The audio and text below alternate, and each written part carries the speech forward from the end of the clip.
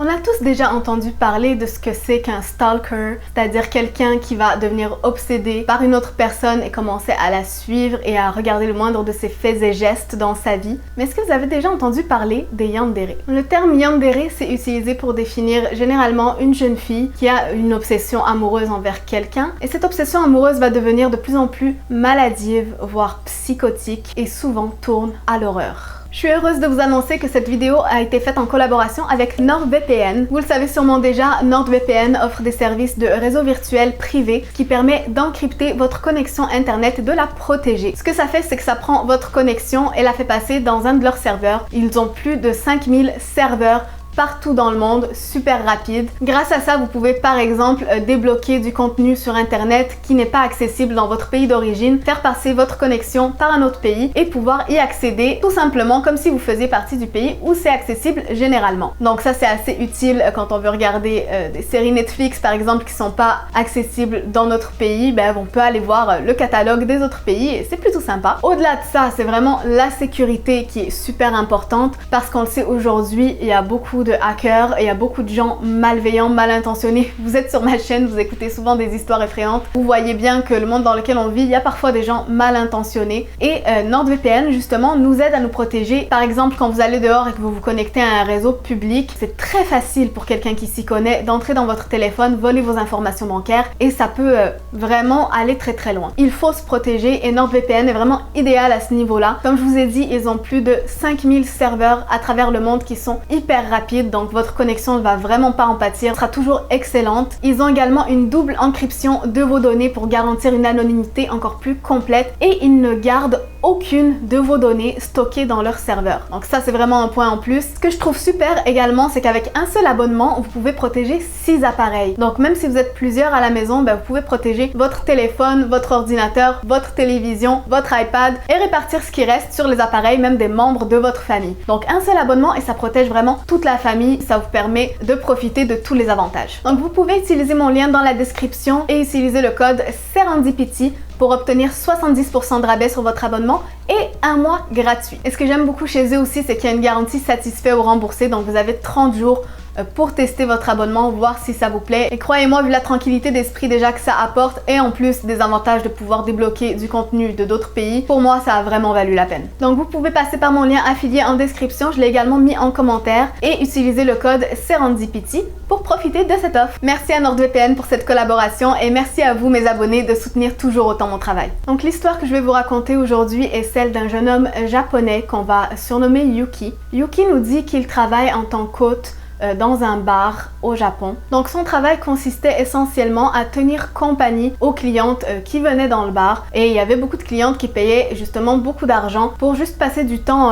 en sa compagnie ou la compagnie d'autres jeunes hommes, discuter avec eux, flirter un petit peu avec eux, mais il laissait jamais les choses aller trop loin. Généralement ça s'arrêtait là. Il nous dit que c'est un boulot qu'il appréciait pas spécialement, mais ça payait bien et donc il a continué à faire ça pendant quelques années. Durant son temps dans ce bar-là, il y avait une cliente qui venait très souvent qui s'appelait Amy. Et Yuki, il était un petit peu surpris qu'Amy soit cliente de ce bar parce que généralement les femmes qui venaient chercher sa compagnie ou celle des autres hôtes étaient des femmes un petit peu plus âgées, un petit peu moins conventionnellement attractive. Donc il était surpris qu'Amy vienne là parce qu'elle était une jeune femme justement assez jeune, assez attractive conventionnellement. Donc elle devrait pas avoir du mal à tirer l'attention des garçons en général. Elle n'a pas vraiment besoin de venir, de payer juste pour parler avec un garçon et passer du temps en sa compagnie. Comprenez pas trop. Mais pourtant, chaque soir où il travaillait là, elle venait et le demandait lui personnellement pour passer un moment avec lui. Là encore, il était surpris qu'elle le choisisse toujours parce que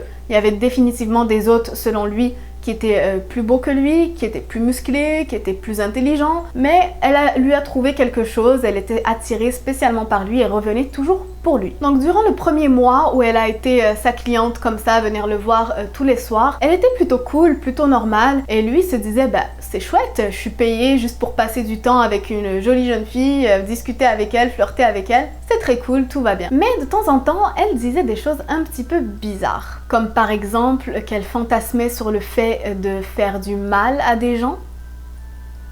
Donc là, Yuki trouvait ça louche, mais elle changeait rapidement de sujet de conversation, donc il creusait pas trop, tu vois, pour lui. Et il gagne un peu d'argent en discutant avec une jolie fille. Voilà. Mais plus le temps passait, plus Amy semblait de plus en plus louche. Elle commençait vraiment à lui parler de choses très étranges, à lui dévoiler un petit peu ses désirs les plus sombres, en lui disant par exemple qu'elle aimerait pouvoir piéger un homme grâce à sa beauté et l'attacher et voir son regard quand elle allait finalement le tuer. C'est des choses tellement étranges que je suis étonnée qu'il soit pas parti en courant parce que franchement, quelqu'un me dirait ça, peu importe le travail ou quoi que ce soit, faut que tu te pousses parce qu'on sait pas ce qui peut se passer. Donc voilà, Amy était vraiment quelqu'un d'assez dérangé. En plus, elle disait vraiment pas ça en rigolant, hein. Elle disait ça vraiment d'un air super sérieux. Tu sais, les yeux un peu rêveurs, en train de s'imaginer qu'est-ce qui se passerait, en train de lui raconter. Je me demande qu'est-ce que serait sa dernière pensée avant de mourir. Tout ça avec un sourire super creepy qui lui a fait penser lui au sourire du chat là dans Alice au pays des merveilles. Elle partait dans un long monologue comme ça en train de rêver. Puis d'un seul coup elle reprenait conscience et disait « Oh tu sais, juste j'imagine, je ferai jamais ça en vrai ». Franchement, si t'es capable juste d'imaginer et de vouloir quelque chose comme ça fait flipper déjà.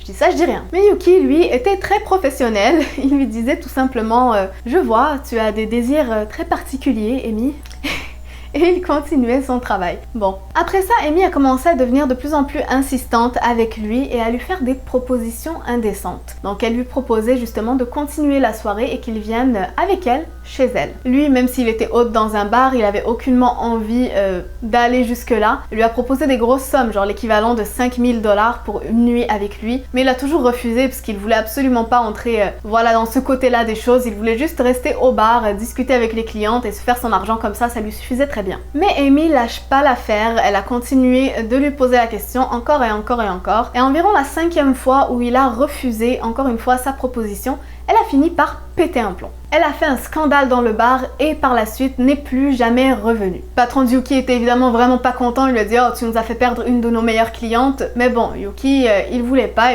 c'est comme ça. La semaine s'est passée sans d'autres incidents, il n'a plus revu Amy. Un soir, il rentrait de son travail, il était vraiment épuisé, voilà, c'était une longue semaine. Il commençait à en avoir un petit peu assez de ce boulot aussi, il nous dit que c'était épuisant de devoir toujours être tellement sociable et flirter avec des gens, parler avec eux, s'intéresser à eux, etc. Et donc ça commençait à saper un petit peu son moral. En plus, il pleuvait quand il est rentré chez lui à pied, donc il était vraiment trempé, super fatigué. Il a ouvert la porte de chez lui et a enlevé ses chaussures en rentrant. Il commence à rentrer donc dans son appartement et là, il remarque quelque chose de vraiment étrange. Sur le sol, il se trouve des traces de pas. Donc on dirait des traces de pas mouillées, boueuses. Et là, c'est vraiment bizarre parce que Yuki, lui, il enlève toujours ses chaussures avant de rentrer chez lui. C'est pas mal comme ça au Japon généralement. Tout le monde enlève ses souliers en rentrant. Bon, il remarque ça et là s'apprête à ouvrir son placard pour ranger son manteau dedans et il entend un bruit venir de l'intérieur du placard. C'est le genre de bruit qu'il y a quelqu'un qui est caché dans le placard et qui est en train de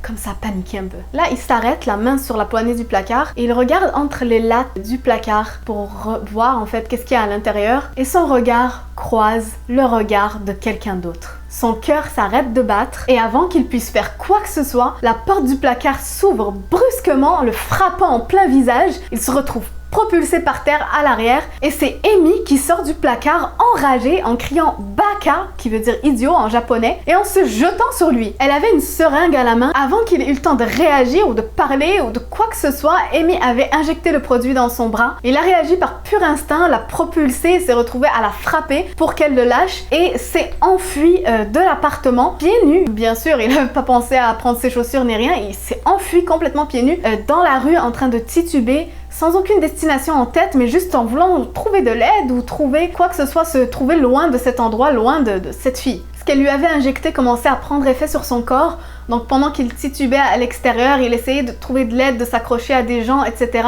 Mais il n'arrivait pas à expliquer la situation, donc les gens ont pensé simplement qu'il était saoul et n'ont pas fait attention à lui, l'ont ignoré. C'est vraiment atroce comme histoire. Il a fini par s'évanouir dans une allée dans la rue et par se réveiller quelques temps plus tard. Il avait vraiment la tête en compote, il avait une grosse marque là où elle lui avait planté l'aiguille, où il l'avait attaqué. Il était vraiment dans un piteux état, mais il était heureux de s'en être sorti et il avait heureusement son téléphone sur lui, donc il a pu appeler les autorités immédiatement. Malheureusement, ça n'a rien donné parce que Amy était évidemment partie depuis bien longtemps. Et après investigation, ils ont découvert que c'est son propriétaire qui avait laissé Amy rentrer chez lui parce qu'elle avait prétendu qu'elle était sa petite copine et voulait lui faire une surprise. Ce qui est vraiment dangereux, je sais pas ce qui est passé par la tête de son propriétaire, mais c'est complètement illégal de laisser quelqu'un d'autre rentrer dans l'appartement de son locataire, peu importe qui il prétend être. En tout cas, Yuki se dit qu'il a eu beaucoup de chance parce que s'il n'avait pas plu cette journée-là, eh ben, il n'aurait jamais remarqué les marques de chaussures d'Amy sur le sol et qui sait ce qui aurait pu lui arriver. Il n'a aucune idée de ce qu'elle avait l'intention de faire avec lui. Il a appris des choses encore plus étranges par la suite qui l'ont fait flipper justement sur ce qui aurait pu lui arriver. Il a appris que quelques mois auparavant, dans un différent bar un peu plus loin dans la ville, il y avait une femme qui avait exactement la même description qu'elle. Et comme je vous dis, c'est un petit peu inhabituel parce que généralement, une jeune fille, etc., ça va pas vraiment dans ces endroits-là, c'est plus pour les femmes plus âgées. Donc c'était assez inhabituel pour que les gens se souviennent de sa description. Et donc une fille matchant sa description avait été reconnue à cet endroit-là. Elle parlait énormément avec ces deux hôtes-là. Elle leur a proposé justement de rentrer chez elle à son hôtel pour de grosses sommes d'argent. Ils l'ont suivie et après ça, leurs amis et leur famille n'ont plus jamais entendu parler d'eux. Donc il sait pas si c'est la même fille ou pas parce qu'elle a utilisé un nom différent dans cet endroit-là, mais il commence à se dire que tout ça, ça a l'air d'avoir vraiment un lien et qu'elle est probablement un individu très dangereux et qui sait ce qu'elle aurait pu lui faire. Au final, Yuki a décidé de démissionner. Oui, je crois que c'est un petit peu trop dangereux comme boulot, il s'attendait certainement pas à ça. Et maintenant, il vit une vie un petit peu plus tranquille. Dites-moi en commentaire ce que vous avez pensé de ce trait d'horreur japonais qui portait sur une yandere. Si ça vous a plu, si vous en souhaitez d'autres comme ça, n'oubliez pas pour ceux que ça intéresse que vous pouvez profiter de 70% de rabais et d'un mois gratuit chez NordVPN grâce au code Serendipity et mon lien en barre d'infos. Merci à tous pour votre soutien. Likez la vidéo, partagez-la, abonnez-vous si vous voulez voir toujours plus de vidéos sur des traits d'horreur, des histoires mystérieuses, paranormales. C'est ce qu'on aime ici. Et n'oubliez jamais le plus important, mes étoiles, continuez de briller de mille feux.